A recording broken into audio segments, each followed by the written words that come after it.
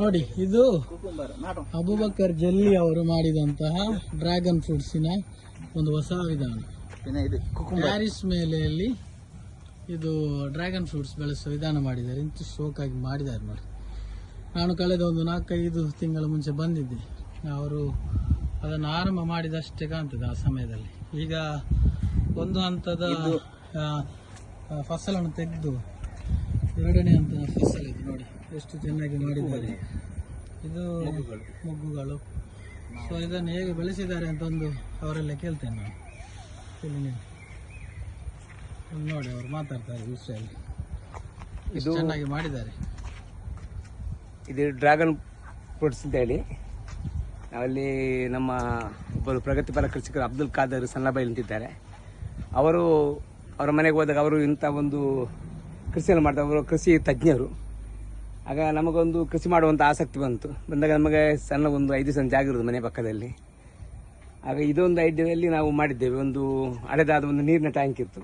ಅದು ಪ್ರಥಮವಾಗಿ ಅದರಲ್ಲಿ ಒಂದು 4 ಗಿಡಗಳನ್ನು ಮಾಡಿದಾಗ ಅದರಲ್ಲಿ ಒಳ್ಳೆ ಫಸಲು ಬಂತು. ಇದು 3ನೇ ವರ್ಷ ನಾವು ಫಸಲು ತೆಗೆಯುತ್ತಾ ಇದ್ದೇವೆ.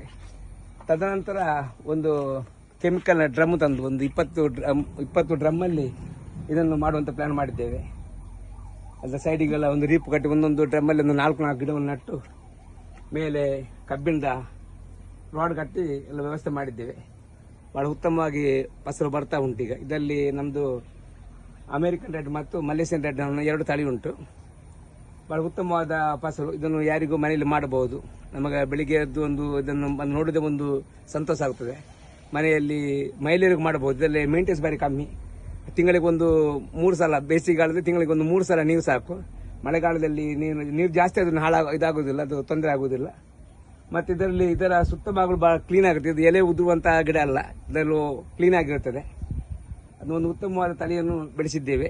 ಇದ್ರ ಬಗ್ಗೆ ಗಿಡ ಬೇಕಾದ ನಮ್ಮಲ್ಲಿ ಗಿಡ ಉಂಟು. ಯಾವ ರೀತಿ ಬೆಳೆಸುವಂಥ ಒಂದು ನಿಮಗೆ ವಿಧಾನವನ್ನು ಮಾಡಿಕೊಡ್ತೇವೆ. ಬೇಕಾದ ವಿಧಾನವನ್ನು ನಾವು ನಿಮ್ಮ ಮನೆ ಭಾಗದಲ್ಲಿ ರೆಡಿ ಮಾಡಿಕೊಡ್ತೇವೆ. ನಿಮ್ಮ ಟಾರಿಸ್ ಮೇಲೆ ಆಗಲಿ ಮನೆ ಅಂಗಳದಲ್ಲಾಗಲಿ ಯಾವ ರೀತಿ ಡ್ರಮ್ಮಲ್ಲಿ ಬೆಳೆಸಬಹುದು ಅಥವಾ ಭೂಮಿಯ ಮೇಲೆ ಬೆಳೆಸಬಹುದಂತ ವಿಧಾನವನ್ನು ನಾವು ಮಾಡಿಕೊಡ್ತೇವೆ. ಅಭಿನಂದನೆಗಳು. ಫಸಲು ಉಂಟಲ್ಲ, ಫಸಲು ನೀವು ಇದರಿಂದ ಫಸಲು ತಗೊಂಡ್ರ? ಈಗ ಇದನ್ನು ಒಂದು 3 ಸಲ ಫಸಲು ತೆಗೆದು 3 ವರ್ಷ ಫಸಲು ತೆಗೆದಿದ್ದೇವೆ. ಇದರಲ್ಲಿ ಹೊಸದಾಗಿ ನಟರಲ್ಲಿ ಈ ಸಲ ಒಂದು ಪ್ರಥಮವಾಗಿ ಫಸಲು 8 ತಿಂಗಳಾಯ್ತು. ಪ್ರಥಮವಾಗಿ ಫಸಲು ತೆಗೆದಿದ್ದೇವೆ. ಮತ್ತೆ ಒಂದು 10 ಕೆಜಿ ಅಷ್ಟು ನಮಗೆ ಮಾರಾಟಕ್ಕೆ ಸಿಕ್ಕಿದೆ. ಮತ್ತೆ ನಮ್ಮ ಇದ್ದದ್ದನ್ನು ನಮ್ಮ ನೆರೆಗಾರಿಯವರಿಗೆ ಮತ್ತು ನಮ್ಮ ಆತ್ಮೀಯರಿಗೆ ಸ್ವಲ್ಪ ಕೊಟ್ಟು ಅದರ ಒಂದು ರುಚಿಯನ್ನು ನಾವು ಹಂಚಿಕೊಂಡಿದ್ದೇವೆ. ಇದು ಇಷ್ಟು ಮಾಡಕ್ಕೆ ಎಷ್ಟು ಖರ್ಚಾಗುತ್ತೆ? ಈಗ ಸಾಧಾರಣವಾಗಿ ಇದಕ್ಕೆ ಒಂದು 30,000 ರೂಪಾಯಿ ಖರ್ಚಾಗಿದೆ. ಡ್ರಮ್ ಮತ್ತು ಇದಕ್ಕೆ ಪೈಪ್ ಮತ್ತು ಈ ಕಬ್ಬಿಂದ ರಾಡ್ ಎಲ್ಲ ಸೆಟ್ ಮಾಡಲಿಕ್ಕೆ. ಇದು ನಮ್ಮ ಅಬೂಬಕರ್ ಜಲ್ಲಿ ಅವರು ಕೃಷಿ ಮಾಡಿದಂತಹ ಒಂದು ಹೊಸ ವಿಧಾನ. ಇದರಲ್ಲಿ ವಿಶೇಷತೆ ಏನಂದ್ರೆ, ನಾನು ನೋಡುದು ಕಳೆದ ಒಂದು 5 ತಿಂಗಳ ಮುಂಚೆ ಬಂದಿದ್ದು. ಆರಂಭದಲ್ಲಿ ನನಗೆ ಶಾಕ್ ಆಯಿತು. ಇಷ್ಟು ಚಿಕ್ಕ ಪ್ಲೇಸಿನಲ್ಲಿ ಇದನ್ನು ಹೇಗೆ ಮಾಡ್ಬೋದು ಅಂತ ನನಗೆ ಕೂಡ ಶಾಕ್ ಇತ್ತು. ಆದರೂ ಕೂಡ ಈ ಒಂದು ಟ್ಯಾರಿಸ್ ಮೇಲೆ ಅವರು ಮಾಡುವಂಥ ವಿಧಾನ ನೋಡಿ, ಇದು ಭಾರಿ ನೈಜುಕ್ ಆಗಿದೆ, ಭಾರಿ ಶೋಕಾಗಿ ಉಂಟು.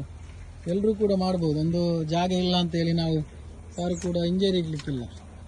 ಇದ್ದ ಜಾಗದಲ್ಲಿ ಮಾಡಿದ್ದು ನೋಡಿ. ಅವರ ಮನೆಯ ಮೇಲೆ ಇದು, ಅವರ ಮನೆ ಮೇಲೆ ಚಿಕ್ಕ ಮನೆ ಒಂದು, ಆ ಮನೆಯ ಮೇಲೆ ಮಾಡಿರುವಂಥದ್ದು. ಭಾರಿ ಶೋಕ್ ಉಂಟು, ಭಾರಿ ಚೆನ್ನಾಗಿ ಮಾಡಿದ್ದಾರೆ. ಸೊ ಈ ರೀತಿಯ ವಿಧಾನ ನಾವು ಬೆಳೆಸ್ಕೊಳ್ಬೇಕು. ಎಲ್ಲರಿಗೂ ಧನ್ಯವಾದ. ಈ ರೀತಿಯಲ್ಲಿ ಎಲ್ಲರೂ ಮಾಡಲಿಕ್ಕೆ ಒಂದು ಪ್ರಯತ್ನ ಮಾಡಬೇಕು.